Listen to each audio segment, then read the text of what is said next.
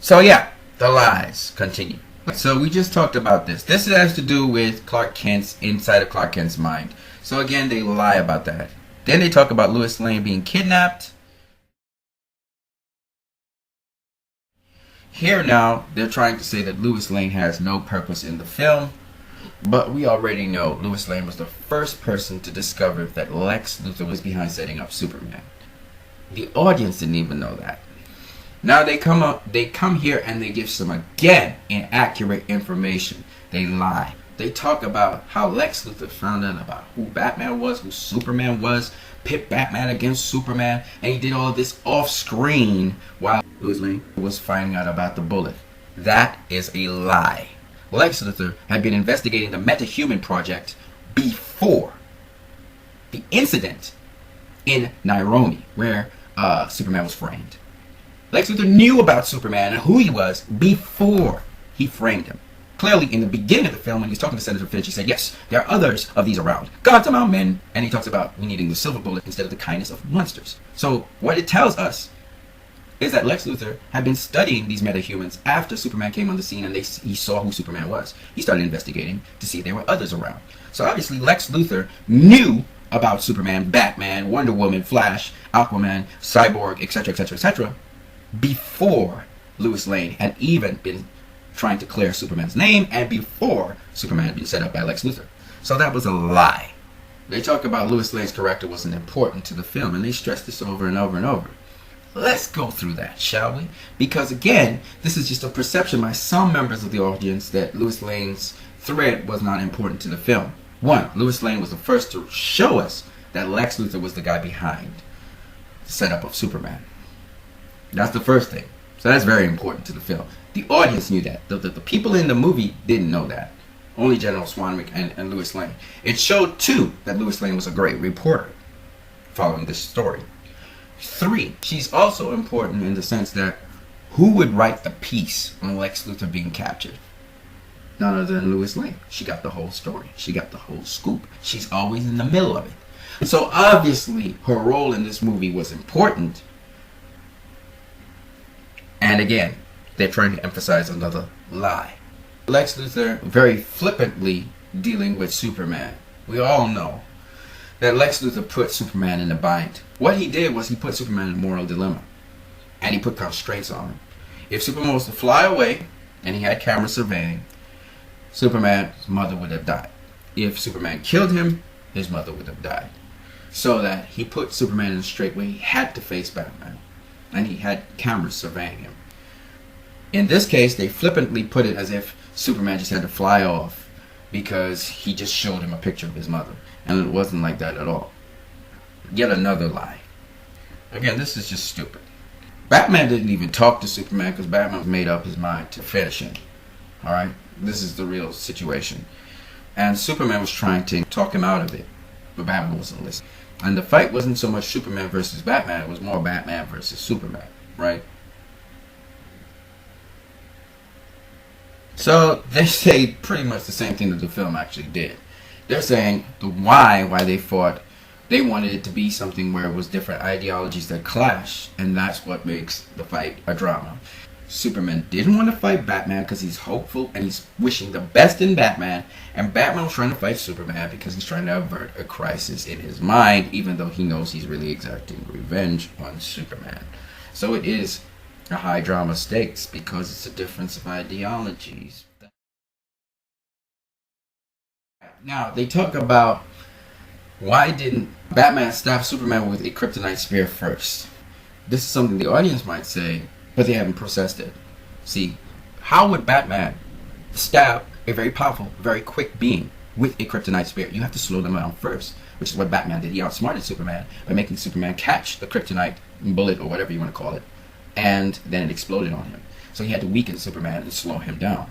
So obviously, again, these guys are seeking to misinform you and lie. They're not really interested in telling you the truth, because there's no way Batman stabbed Superman with a kryptonite spear. He had to slow down Superman first, and that was part of his plan, which he executed to perfection. So when they started to talk this nonsense, understand that the movie has already thought about that. And it's a lie, by the way, what they said. Now, you know what's funny? The guy says this is about brains more than it is about Brawn. Yet, apparently, the guy who's talking, his brain isn't firing because you can't stab Superman in the beginning. Superman is way too fast for that. If he can catch bullets, how are you going to stab him? I mean, it's just common sense. Now, they have this Zack Snyder actor saying for them to see more fighting. And then the guy comes and that's their problem. Obviously this is a setup, but the point is, it's not for you to see more fighting. It's a realistic way of how it went down. And therein lies the lie. Let's continue. Now, I gotta admit, it's a real great punchline to make jokes out of. But all jokes aside, how many times do we need to say this? This film emphasized the death of Batman's mother, whose name is Martha. From the opening scene, you heard about Martha, to when he visited the grave in his dream and Man-Bat came out, it was Martha again, to the scene where, he's about to kill Superman. Superman says, save Martha. He gets a flashback about his mother. She gotta be important, folks. I mean, how many times does the movie have to hammer that in? So when these guys go off on a tangent about Martha, I laugh about it. By the way, Superman said Martha because of Lex Luthor, who shocked him by showing the Polaroids of his mother brutalized. And then she said, Martha. And Superman, he didn't recover from that, obviously. So he was like, save Martha. Like, his mind was all messed up by what happened to his mother. These guys are just, again, using the questions you ask. And they're skewing it against the film. It's a lie again. Let's go into the other part, which I just noticed. Lois Lane throwing away the spear. Come on, man. If you were in that situation, somebody you love, you just saw them almost get killed with a kryptonite spear, you're going to just keep the spear around? Oh, just keep the spear around. No, obviously you're going to try to get rid of it, right? If you stick it here, you're still hanging around. So she threw away the spear. That makes perfect sense. The other thing they're trying to say is that Lois Lane had no role in this movie except for Superman to save her. By the way, Lois Lane saved Superman twice. She saved him from getting killed by Batman by clarifying who Martha was. And she saved him again when he retrieved the kryptonite rod from the water and she got him out of the water. Okay? So, first and foremost, she showed that she is a savior. Second of all, she always gave him good advice. She always gave him good advice, which he should have heeded. Alright? And he tried to. So, she's been his savior throughout. And besides that, he also, because of her, and his love for her, and the fact that she supports him wholeheartedly, he actually got back his hope because of that. So she saved him multiple times in this movie. She's very useful to him. So again, lies. Right, so the guy's saying that Lex Luthor thought he hated Kryptonians, his plan makes no sense. And now you see Lex Luthor come up as the Joker. So their point is that Lex Luthor had no rhyme or reason to how he was doing things, which we clearly know Lex Luthor is exceedingly logical in what he's doing. That's the difference between Lex Luthor and the Joker. The Joker is chaotic. He's irrational. He does things on the vim. Lex Luthor is a planned person. So Lex Luthor is not the Joker. He's not the Riddler. This guy's a chess player par excellence. He moves ahead of everybody. The Riddler never had that characteristic, and the Joker never had that characteristic. But again, these guys are playing on the audience's feelings and emotions, and they're assuming that the audience thinks that Lex has no rhyme or reason to what he's doing. So it's lies again, just for you to know. The only thing that Lex Luthor and the Joker have in common is they're both psychotic. That's it. The only thing that Lex Luthor has in common with the Riddler is the way how he gestures. And he's kind of slightly funny. He kind of has a slight bit of humor to him. But other than that, there's nothing else in common with either of them. Okay? Now here is this actor playing Zack Snyder talking about, wait till you see what Doomsday looks like. Is they're trying to insinuate that Doomsday, who they say is formed from millions and millions of years of just dying and rebirthing and dying, he can't be formed. When you clash Zod with Lex Luthor, you should get something that looks like Nuclear Man. And Nuclear Man was in Superman 4, and that was the worst Superman ever. But here's the facts of the matter. Lex Luthor used an abominable route to form Doomsday from Zod and himself. Meaning, the method that he used was banned by the Council of Krypton. They're talking about Nuclear Man, but they obviously don't know the history of Lex Luthor. Nuclear Man, first of all, was formed from the hair strand of Superman, his DNA. And Lex Luthor, like we said, is a geneticist. Alright? But Nuclear Man is not the only guy that was cloned by Lex Luthor. Ever heard of Bizarro Superman?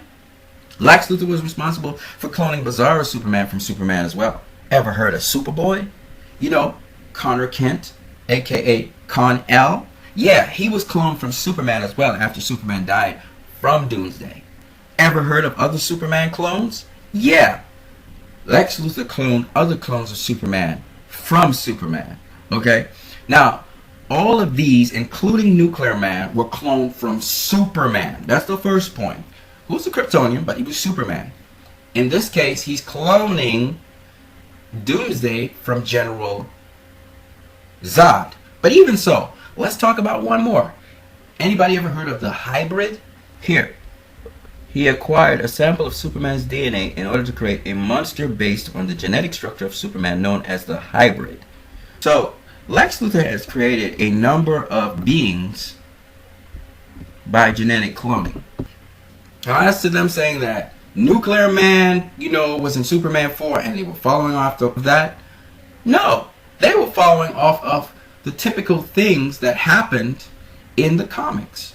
And the history of Krypton was known to Lex Luthor. So he learned about Doomsday. Doomsday was always there in Krypton's history, and that's why they didn't want to form Doomsday anymore. It was an abominable technique, which Lex Luthor went into and did, using General Zod's body and his blood. So it's basically a hybrid of General Zod and himself. So again, for them to say that that wouldn't produce Doomsday is a lie. For them to say that it's following Superman 4, that was a flop, and Nuclear Man is a lie, because Lex Luthor has throughout history cloned a number of clones, as I just showed you. Bizarro, Superman, Hybrid, etc.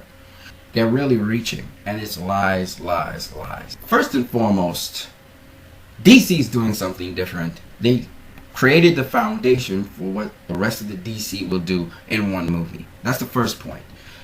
If you're a Marvel fan and you want to go the Marvel route, fine. Second of all, them saying that calling something different by the same name is wrong.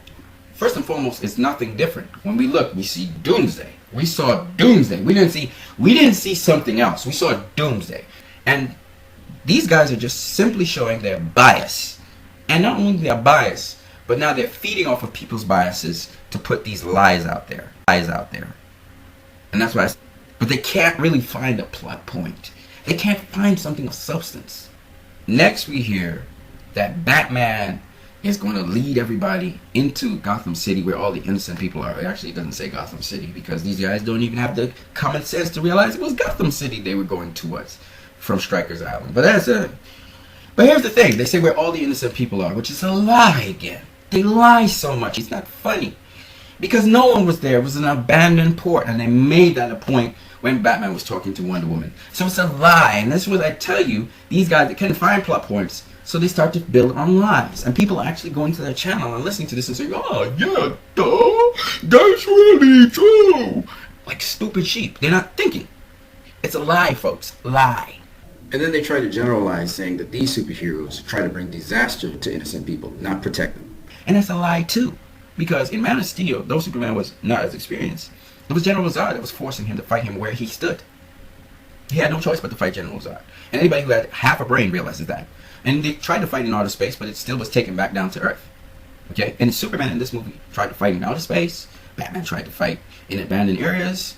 And this movie overstressed the point that innocent lives were not being harmed. I heard a stupid statement that says, Superman says, I'm going to sacrifice myself to save us all. And Wonder Woman's just standing there, and Batman's just standing there doing nothing.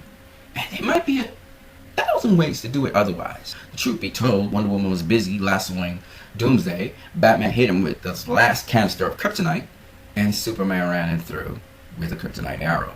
And still had to run him through even more. And what's interesting, people were saying, oh, Superman tried to hug Doomsday. Why would Superman hug Doomsday? No, Doomsday broke free of Wonder Woman's lasso, and he grabbed Superman. And he stabbed him. And Superman managed to still run that arrow through his body by changing gears. That's what happened. Now, can you give me a better situation? And I'll tell you this. 1, Superman is the strongest member in the Justice League, even when he's weakened with kryptonite. 2, Wonder Woman's the best fighter. That's how she was able to secure Doomsday into place. And 3, Batman's the brains. That's why Batman didn't stick around. He was far away when he shoot that canister. Okay? Give me a better scenario. If you can't, shut up.